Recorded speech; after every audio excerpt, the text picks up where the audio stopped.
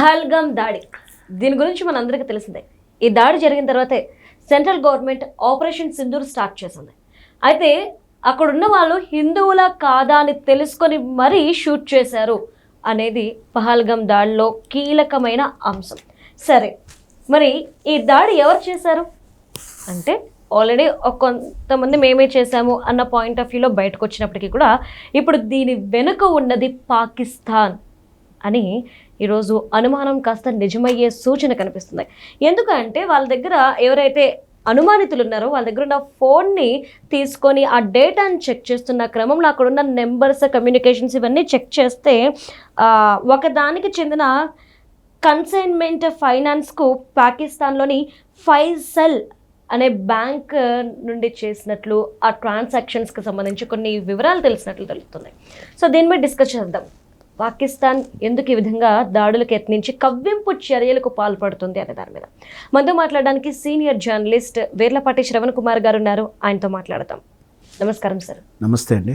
పాకిస్తాన్ ఎప్పుడు కూడా కవ్వింపు చర్యలకు దిగడం, రాయేసి గొడవకి వాళ్ళు సిద్ధంగా ఉండడం, ఎందుకు ఈ విధంగా చేస్తుంది? పహల్గామ్ అనేది నిజంగా ఇది చాలా బాధాకరమైన అంశం. మరి అలాంటి దుశ్చర్యకు ఎందుకు పాల్పడింది? ఒకసారి భారతమాతకి జయజయలు పలుకుతూ ఆనాడు జరిగిన దుస్సంఘటనలో చనిపోయినటువంటి పౌరులు, భారత సైనికులకు నివాళులు అర్పిస్తూ ఈ సంఘటన తాలూకు వివరాలను తెలియజేసే ప్రయత్నం చేస్తాను. విషయం ఏంది మనందరికీ తెలిసిందే. గత 2025 సంవత్సరం ఏప్రిల్ 22వ తారీఖున ఊహించని సంఘటన ఒకటి. కాశ్మీర్లో అన్ని పరిస్థితులు చక్కబడ్డాయి. సామాన్యుడికి కూడా సరదాగా విహారయాత్ర చేయొచ్చు, అక్కడ ఆస్తులు కొనుక్కోవచ్చు. మన భారతదేశంలో మిగతా భాగాలకు ఏ విధంగానైతే భారత ప్రభుత్వం నుంచి హక్కులు ఉన్నాయో, ప్రజలకు ఎలాంటి హక్కులు ఇచ్చిందో ఆ భూభాగం మీద కూడా అదే తరహమైన హక్కులు మన అందరికీ ఉంటాయి. ఇక్కడ విభజన రచించినటువంటి ప్రత్యేక హక్కుల చట్టమైనటువంటి 370 ఆర్టికల్ను రద్దు చేయడంతో అది పూర్తిగా శాశ్వతంగా మన దేశంలో భాగంగానే పరిగణించేలా, అంటే పేరుకు మన మ్యాప్ ప్రకారం జియోగ్రాఫికల్గా మనది ఉన్నప్పటికీ అక్కడ మనకు సమాన హక్కులు లేకపోవడం, రకరకాలైన ప్రత్యేక ప్రతిపత్తి ఉండడం అక్కడ, దానివల్ల కొంచెం ఇబ్బందికర పరిస్థితులు ఉంది. ఆనాటి పరిస్థితులకు అనుకూలంగా 1947లో పరిస్థితులకు అనుకూలంగా ఆనాటి రాజుల ఒప్పందాలుగా, అంటే మనందరూ తెలిసిన సంస్థానాలు రాజులతో ఒప్పందాలతోటి యూనియన్ ఆఫ్ ఇండియాగా ఏర్పడినటువంటి విధానం. సో అక్కడ ఉన్నటువంటి కాల పరిస్థితుల ప్రకారం మనకి ఈరోజు నచ్చలేకపోవచ్చు, కానీ ఆ రోజు ఉన్నటువంటి ప్రత్యామ్నాయం లేని పరిస్థితులు ఏదో అగ్రిమెంట్ చేసుకున్నారు. అది ఇబ్బంది పరిస్థితులు వచ్చినాయి, దాన్ని తీసేసుకున్నాం, హ్యాపీగా ఉంది. కానీ ఇది సహించినటువంటి శత్రు దేశమైన పాకిస్తాను ఎప్పటికీ మన మీద దాడి చేస్తూనే ఉంది. ఎప్పుడైతే ఆ 370 ఆర్టికల్ తీసేసి కాశ్మీర్లో పూర్తి స్థాయిలో మనది అనిపించుకున్నప్పుడు వాళ్ళకు నిద్ర పట్టిన తత్వంలోకి వచ్చింది.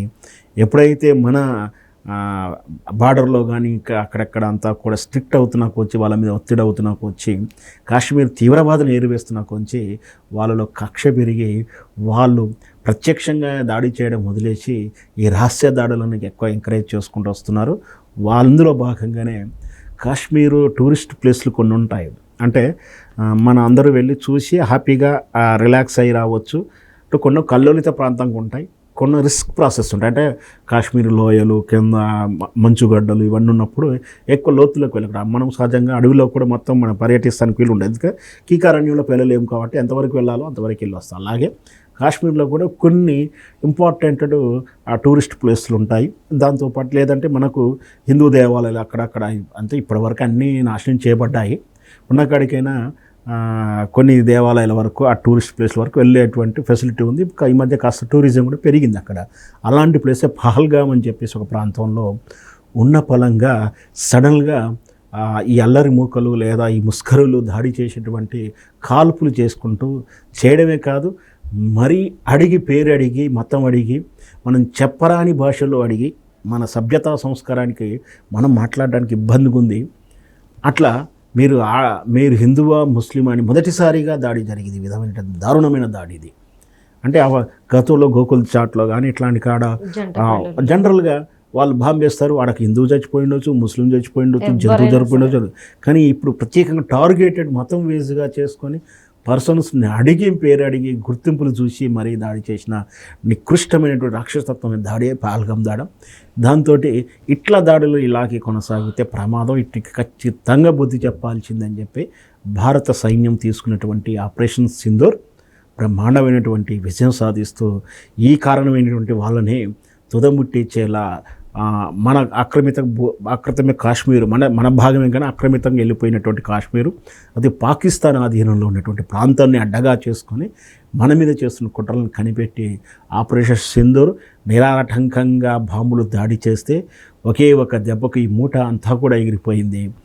తీరని దెబ్బ తగిలించగలిగాం. సరే, అదంతవరకు అయితే ఈ ముష్కరులను ఏ విధంగా అయితే మనం అదముంటించాం, కక్ష తీర్చుకున్నామో, తగిన బుద్ధి చెప్పాం, బాగానే ఉంది. కానీ అసలు వీళ్ళెవ్వరు ఎందుకు వచ్చారు, అసలు వీళ్ళకు ఆర్థిక బలాన్ని ఎవరు ఇచ్చారు, స్థానికంగా ఎవరు ఎంకరేజ్ చేశారు, దీని వెనక నడిపించిన వాళ్ళు ఎవరు అంటే ఇవన్నీ ఎంక్వైరీ జరుగుతూ ఉంటాయి, జరగాలి. దీని వెనక జరగడం వల్ల ఏంటంటే మళ్ళీ ఇంకేమైనా దాడుల ప్రయత్నాలు జరుగుతున్నాయా, ఎలాంటి చర్యలు ఉన్నాయి, ఇవన్నీ జరుగుతుంది. ఈ ఎంక్వైరీలో భాగంగా నేషనల్ అథారిటీ వాళ్ళకి తెలిసింది ఏంటంటే, ఇన్వెస్టిగేషన్ టీంకి జరిగింది ఏంటంటే, ఇది పాకిస్తాన్ అఫీషియల్గా అక్కడ బ్యాంక్ ఏదైతే ఉందో పైసల్ బ్యాంక్ అని ఉంటుంది, మన బ్యాంక్ ఇండియన్ బ్యాంకు, స్టేట్ బ్యాంకులు ఎట్లా ఉన్నాయి, అక్కడ కూడా ఆ బ్యాంకు స్పాన్సర్ చేస్తూ ఆర్థిక సహాయం ఇచ్చిన కంపెనీ తాలూకు ట్రాన్సాక్షన్స్ ఐడెంటిఫికేషన్ చేయడం జరిగింది ఆ సెల్ ఫోన్ దొరికిన కాడికి. సో అంటే ఇది ఖచ్చితంగా పాకిస్తాన్లో ఎవరో తీవ్రవాద మూటాలో ఇంకెవరో చేసింది కాదు, ప్రభుత్వం ప్రమేయంతో, అంటే పాకిస్తాన్ ప్రభుత్వమే అఫీషియల్గా చేసినట్టుగా భావించవచ్చు దీన్ని మనం. సో దాని ఆధారాలు అయితే ఎంక్వైరీలో బయటకు వచ్చినట్టు తెలుస్తూ ఉంది. ఎన్ని చేసినా కూడా పాకిస్తాన్కి ఎన్నిసార్లు బుద్ధి చెప్పినా కూడా మళ్ళీ తత్వం అయితే మారతలేదు. మరి గతంలో నరేంద్ర మోడీ గారు చెప్పినట్టు అఖండ భారత్ సాధ్యమైతే పాకిస్తాన్ మనలో భాగమైతే సమస్యకు పరిష్కారం అవుతుందో వేచి చూడాల్సి ఉంటుంది. Right, thank you so much sir. Thank you.